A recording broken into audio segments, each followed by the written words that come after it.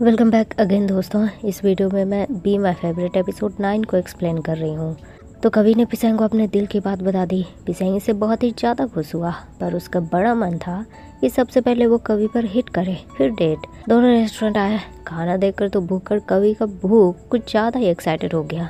पिसेंग को भी उस पर हंसी आने लगे। उसे बोला, कभी तुम्हारे जैसे पर्सन पर हिट करना इतना भी मुश्किल नहीं है, बस किसी रेस्टोरेंट में खाने के लिए ले आओ और तुम मेरे हो जाओगे। नाराज कवि उसे घूरने लगा। उन्हें वाइन भी सर्व किया गया, लेकिन कवि को नहीं पीना था। एक्चुअली उसने अब पीना ही छोड़ने के बारे में सोच लिया था। रीजन, पीने के बाद भले ही किसी चीज को करने की हिम्मत मिलती है, उसे फन भी होता है, पर घूम फिर कर वो हर्ट ही करता है उस पर्सन को। ये बात उसने पिसेंग को भी बताई। पिसेंग खुश हुआ उसके लिए, बोला, कभी मुझे खुशी है कि तुमने मेरे लिए अपने हार्ट ओपन किए। मुझे तो लगा था मेरे पास होप ही नहीं है। वैसे अगर ये बोलूं, ये अच्छा हुआ, पियर को कुछ काम आया, इस वजह से मैं तुम्हें अब डेट कर पा रहा हूँ। तो रूड लगेगा क्या? कवि बनावटी गुस्सा दिखाने लगा। पिसेंग ने उसे पियर के बारे में बताया। कवि, पियर की माँ एक आर्टिस्ट है। जब उनकी शादी हुई, बच्चे हुए, फैमिली बनी, तो उन्हें लगने लगा कि ये सब उनके ड्रीम के रास्ते में रुकावट बन रहे हैं, तो उन्होंने अलग होने की बात कही। वैसे ये बहुत साल पहले की बात है। अब तक तो शायद पियर ने अपनी माँ को माफ भी कर दिया होगा। कभी भी पियर की तकलीफ समझ रहा था, क्योंकि जिसे आप प्यार करो वो आपको छोड़कर जाए तो तकलीफ कितनी ज्यादा ही होती है। पिसेंग को फिर फ्लुक का कॉल आया। उसने कवि के बारे में पूछा, बोला कि उसका कॉल नहीं लग रहा और अभी अर्जेंट पार के ओनर ने बैंड परफॉर्म करने के लिए बुलाया है। जो परफॉर्म करने वाले थे उन्होंने कैंसिल कर दिया है। पिसेंग को अपनी डेट थोड़ी ना खराब करनी थी। उसने साफ मना किया, बोला कवि है मेरे साथ लेकिन वो अवेलेबल नहीं है, और कॉल कट कर दिया। कवि ने बात पूछी, पिसेंग ने बता दिया, तो कवि तुरंत बार में जाने के लिए तैयार हुआ। पिसेंग नाराज बोलने लगा, देखो कवि, हमारा डेट है आज, वो ऐसे एंड नहीं हो सकता। तुम समझ रहे हो ना कैसे एंड होता है? बोला। कवि पूछने लगा, कैसे? मुझे सच में आइडिया नहीं है। पिसेंग को बोलने में शर्म आ रही थी। उसने बात को टाल दी, बोला, देखो कवि, अगर ऐसा है तो तुम्हें मेरे और अपने बैंड के बीच चूज करना होगा। कवि क्या चूज करे? बैंड ऑलरेडी चूजन है। बेचारे पिसेंग को अपनी डेट पर बात करनी पड़े। कवि के साथ वो बार में पहुंचा। वहाँ एक रेगुलर कस्टमर का बर्थडे था, तो कवि ने उसके लिए हैप्पी बर्थडे गाया। नॉट गैंग भी वहाँ पहुंचे। पिसेंग को देखकर थोड़े हैरान थे। पिसेंग ने बताया वो कवि के साथ आया है। बर्थडे गर्ल कवि को अपने साथ ड्रिंक करने के लिए बोलने लगी, पर कवि ने तो ड्रिंक ना करने की कसम खाई है, कैसे कसम को तोड़े। लोग ने उसे बोला, कवि पीनी तो पड़ेगी हमें, कस्टमर्स की खुशी का सवाल है, नहीं तो ओनर हमें धक्का मार कर निकाल देंगे। पिसेंग ने देखा कवि की हालत खराब हो रही है, वो तुरंत उसे बचाने पहुंच गया। लड़की को बोला, कवि के बजाय मैं पी लूं। लड़कियां ओके थी, लेकिन पिसेंग को उन्होंने कुछ ज्यादा ही पिला दिया। दूसरी तरफ पियर अपनी माँ के एग्जीबिशन में आए, उन्हें कॉन्ग्रेचुलेट किया। माँ भी खुश हुई। उन्होंने पियर को थैंक्स किया, बोला कि पियर अपने डैड को भी मेरी तरफ से थैंक्स बोलना। अगर तुम दोनों नहीं होते तो शायद मैं यहाँ नहीं होती, और ये सब मैंने तुम दोनों के लिए ही किया है। पियर को ये बात बिल्कुल पसंद नहीं आई। बोलने लगी, आप ऐसा सोच भी कैसे सकती हैं? अपनी खुशी के लिए आपने हम दोनों को छोड़ दिया, हमारी तकलीफ के बारे में बिल्कुल भी नहीं सोचा। पियर वहाँ से गुस्से में घर वापस आ गई। उसने कवि को कॉल करने की कोशिश की, लेकिन कवि का तो फोन ही स्विच हो पा रहा था। डैड को भी पियर की माँ ने कॉल करके सब कुछ बता दिया था। डैड पियर से बात करने आए। उसे बोला, पियर हमें बात करनी चाहिए, ताकि मैं समझ सकूं कि तुम्हारे दिमाग में चल क्या रहा है और तुम क्यों अभी तक उसे माफ नहीं कर पाई। पियर के आंख में आंसू आ गए। बोलने लगी, डैड आपको सच में मेरी केयर है? अगर केयर होती तो क्या आप उसे जाने देते मुझे छोड़कर? मुझे समझ नहीं आता, मेरे पास राइट भी है कुछ बोलने का। डैड के पास अब बोलने के लिए कुछ भी नहीं था। इधर पिसेंग ने कुछ ज्यादा ही पी लिया, अपने पैरों पर खड़े होने लायक भी नहीं रहा। लोग भी उन्हें बाय बोलकर चला गया। कवि ने कैब बुक किए और पिसेंग के साथ वहीं वेट करने लगा। पिसेंग नशे में धुत बकबक करने में लगा था। उसने बोला, कवि अब हम टुगेदर है ना? कवि हंसने लगा, बोला, पिसेंग तुमने तो कहा था पहले मुझ पर हिट करोगे। पिसेंग को अब उस पर कोई हिट नहीं करने थे, बस अब टुगेदर होने हैं और खुशी खुशी लाइफ जीने हैं। और अब उसे कवि से किस चाहिए थे, और बिना देरी के उसने कवि को किस कर दिया। लेकिन ये क्या, कवि बेस्मार्ट था। उसने बीच में रख दिया अपना हाथ। बेचारे पिसेंग को किस भी नहीं मिला। कि अब पहुंच चुकी थी। दोनों घर वापस आ गए, लेकिन उन दोनों को नोट ने भी एक साथ देख लिया। बस फिर क्या था, उसने तुरंत पियर को कॉल कर दिया। उसे बोला, पियर कवि के बारे में मैंने जो भी बताया था तुम्हें वो सच था, क्योंकि मैंने कवि और पिसेंग को टुगेदर देखा है। नेक्स्ट मॉर्निंग कवि की नींद खुली। बगल में ही पिसेंग बहुत ही मासूमियत से सो रहा था। कवि उसे देखने लगा, सोचा कि अब वो दोनों टुगेदर है, ये सही है ना। कवि ये सब सोचते सोचते अपनी आंखें पिसेंग से हटा ही नहीं पा रहा था। उसे समझ नहीं आ रहा था कि कोई पर्सन नींद में भी इतना हैंडसम कैसे दिख सकता है। कवि खुद को होश में ले आया। सोचने लगा कि उसे पिसेंग से इतना ज्यादा प्यार कब हो गया। पर इन सब ख्यालों को साइड में रखकर कवि दोबारा पिसेंग को देखने लगा। सोचा, चलो अच्छा है, पिसेंग नींद में है, नहीं तो ऐसे वो उसे देख पाता। लेकिन पिसैंग नींद में कहा था, बोलने लगा, कभी मुझे इतनी बुरी तरह से घूर रहे हो, कहीं कुछ देर में तुम मुझे खा ना लो। कवि की चोरी पकड़ी गई। उसने तुरंत आंखें बंद कर ली और सोने का नाटक करने लगा। पिसैंग उसे किस करने के लिए आगे बढ़ा और कवि ने तुरंत उसे दूर कर दिया। पिसैंग हंसने लगा, बोला, कवि मैंने तो सोचा था तुम सो रहे हो, वैसे कल रात मैंने कुछ उल्टा सीधा तो नहीं किया ना। कवि उसे डांटने लगा कि उसकी हिम्मत कैसे हुई ये सब पूछने की, वो तो कैब में ही लुढ़क गया था और घर तक उसे उठा कर लाना पड़ा। पिसैंग को अब अपनी इज्जत की फिक्र हुई। कवि को बोला, तो उसने नशे में उसका फायदा तो नहीं उठाया ना। कवि दोबारा नाराज हो गया। आखिर पिसैंग ने उसे समझ कर क्या रखा है, वो ऐसा वैसा पर्सन थोड़ी है। पिसैंग उसे टीज करने लगा, कवि कहीं तुम अपने डिजायर को रोक नहीं पाए होगे तो। कवि नाराज। पिसैंग ने उसे हक कर लिया। अब उसका यूनिवर्सिटी जाने का बिल्कुल मन नहीं था, बल्कि ऐसे ही कवि को हक करके पूरे दिन रहना था। लेकिन कवि इसके लिए भी तैयार नहीं हुआ। वैसे भी आज उनका क्विज है तो क्लास वो नहीं छोड़ सकते। दोनों फ्रेश हुए। पिसैंग ने कवि की ही यूनिफॉर्म पहने और क्लास जाने से पहले कवि को मॉल में रुकने के लिए कहा।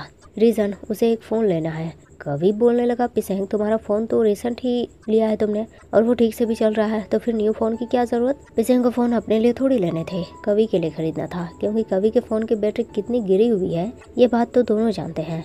लेकिन कवि को ये चीज़ बिल्कुल ठीक नहीं लगी। उसने साफ मना किया। बोला, पिसैंग अगर हम डेट कर रहे हैं तो प्लीज़ ये सब मत करो। पिसैंग बोलने लगा, कभी जब हम दोस्त थे तब भी तो तुम्हारे लिए मैं बहुत कुछ खरीदता था, तब तुमने डिनाई नहीं किया, तो फिर अब तुम इतना क्यों सोच रहे हो, क्यों दुनिया वालों की इतनी परवाह है तुम्हें। कवि का जवाब, पिसैंग मुझे दुनिया की नहीं बल्कि तुम्हारी फिक्र है, क्योंकि जब हम दोनों डेट कर रहे हैं तो मैं तुम्हारा एडवांटेज नहीं लेना चाहता। मैं चाहता हूँ कि हमारे रिलेशनशिप लॉन्ग लास्टिंग हो, शॉर्ट टाइम के लिए नहीं, और हम इक्वल रहे, इससे मुझे ज़्यादा कंफर्टेबल फील होता है। पिसैंग को बात समझ आ गई। उसे अच्छा लगा कि कवि उसके लिए इतना क्लियर है। उसने कवि से प्रॉमिस किया कि अगली बार से वो ऐसा नहीं करेगा और कभी अगर उससे गलती हुई तो उसे सुधारने का चांस कवि उसे जरूर देगा। कवि भी उसकी बातों से अग्री हुआ। क्लास में नोट अपनी गैंग को कवि और पिसैंग के बारे में बताने लगा। कुहान ने उसे बोला, तुमने गलत देखा होगा नोट, मे भी वो दोनों ड्रंक होंगे और बस एक दूसरे को परेशान कर रहे होंगे, लेकिन नोट ने तो अपनी आंखों से देखा था उन्हें, और वो कोई नादान बच्चा तो नहीं है जो सामने दिख रही चीज़ को नहीं समझ पाए। फिर उसने कुहान से पियर के बारे में पूछा कि इस बारे में उसने पियर से बात की। कुहान को हैरानी हुई कि नोट ने पियर को डायरेक्ट इस बारे में बता दिया। उनकी बातें कवि और पिसैंग ने भी सुनी। सब शांत हुए।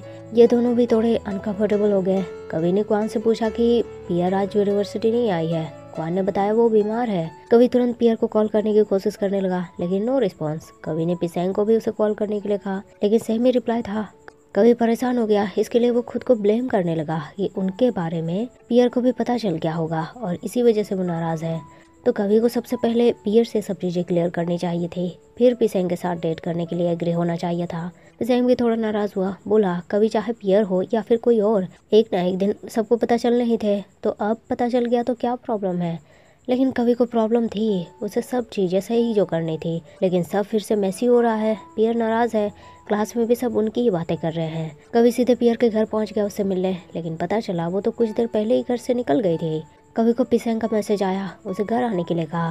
पियर अपने घर से तो निकली थी, लेकिन कवि से मिलने के लिए नहीं, बल्कि पिसैंग से मिलने। एक वही तो उसका दोस्त था जिससे वो कुछ भी नहीं छुपाती थी। उसने अपनी माँ के बारे में उसे बताया। पूछा, मैंने उनको ऐसे रूडली बोला तो कुछ गलत तो नहीं किया ना। पिसैंग उसे समझाने लगा, नहीं पियर, लेकिन अगर तुम्हें पता था कि उनके सामने तुम ऐसे एक्ट करोगी तो शायद तुम वहाँ जाना ही नहीं चाहिए था तुम्हें। पियर बोलने लगी, मैं उनसे नाराज नहीं थी, वो अपने ड्रीम के लिए इतना हार्ड वर्क कर रही है, अच्छी बात है, लेकिन कल उन्होंने सक्सेसफुल होने की कोशिश की, कितनी खुश थी वो, और सबसे बड़ी बात तो मुझसे कह रहे थे कि ये सब उन्होंने हमारे लिए किया है।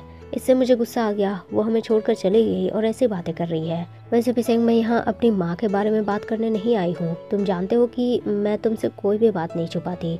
मुझे एक चीज पूछना है तुमसे, प्रॉमिस करो छुपाओगे नहीं। कवि भी भागते हुए पिसैंग के घर पहुँच गया। पियर उसे बाहर ही मिल गई।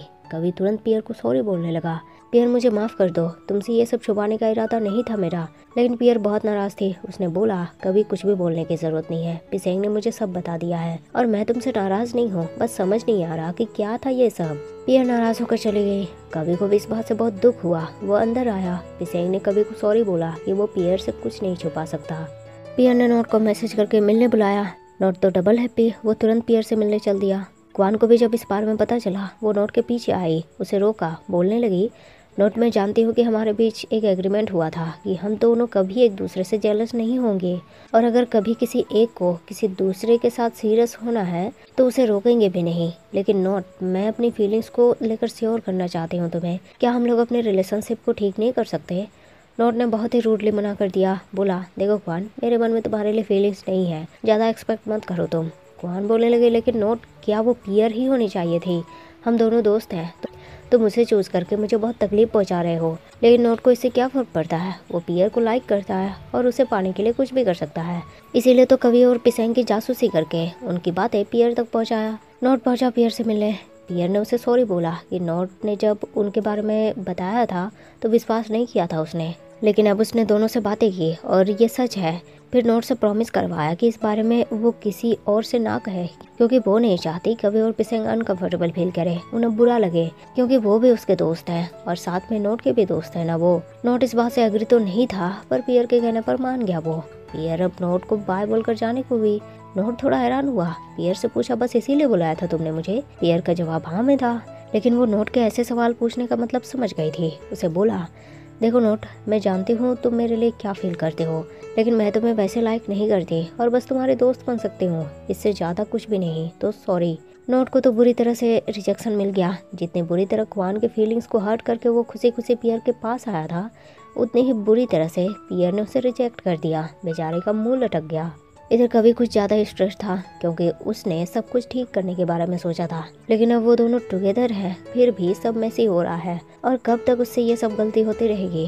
पिसेंग बोलने लगा, कभी जब तुमने कहा था कि सब चीज़ें तुम सही करना चाहते हो तो मुझे लगा हमारे रिलेशनशिप की बात कर रहे हो तुम, पर देखो हम जस्ट टुगेदर हुए हैं और खुद को ब्लेम करना शुरू कर दिया है हमने। तो तुम्हें लगता है हमें कंटिन्यू एक दूसरे को डेट करने चाहिए? कवि को थोड़ी घबराहट हुई, क्योंकि पिसेंग अलग होने की बात कर रहा था और पिसेंग को खोने का दुख कवि अच्छे से जानता है। उसने पिसेंग को समझाया, देखो पिसेंग, अगर तुम मुझे हमारे रिलेशनशिप को कंटिन्यू करना है या नहीं ये पूछ रहे हो तो मेरा जवाब है कंटिन्यू करेंगे, क्योंकि मैं तुम्हें दोबारा नहीं खोना चाहता। पिसेंग, हमारे अलावा और सबकी लाइफ मिसरेबल हो गई है, स्पेशली पियर। पिसेंग बोलने लगा, कभी मैं समझ रहा हूँ तुम क्या बोल रहे हो, मुझे नहीं मालूम कि तुम्हें ऐसा क्यों लग रहा है कि फ्यूचर अच्छा नहीं होगा। हमें बस भरोसा करना है, ये भरोसा कि फ्यूचर सही होगा, कुछ भी अब मिस्टेक्स नहीं होंगे, सब सही चीजें ही चूज करेंगे। हमें बस इतना करना है कि चाहे जो भी प्रॉब्लम हो, कितनी भी बड़ी मुसीबत हो, बस एक दूसरे का हाथ थामे एक दूसरे के साथ खड़े रहने हैं। और एक चीज़, फ्यूचर में सबसे सही चीज़ यही होगी कि हम दोनों टुगेदर हैं। कवि को पिसेंग की बातें सही लगी, वो भी उसकी बातों से एग्री हो गया। तो इसी के साथ बी माई फेवरेट एपिसोड 9 यही एंड होता है। वीडियो आपको पसंद आया हो तो लाइक शेयर जरूर कर दीजिएगा। मिलते हैं फिर नेक्स्ट वीडियो में, तब तक के लिए thank you so much guys for watching the video.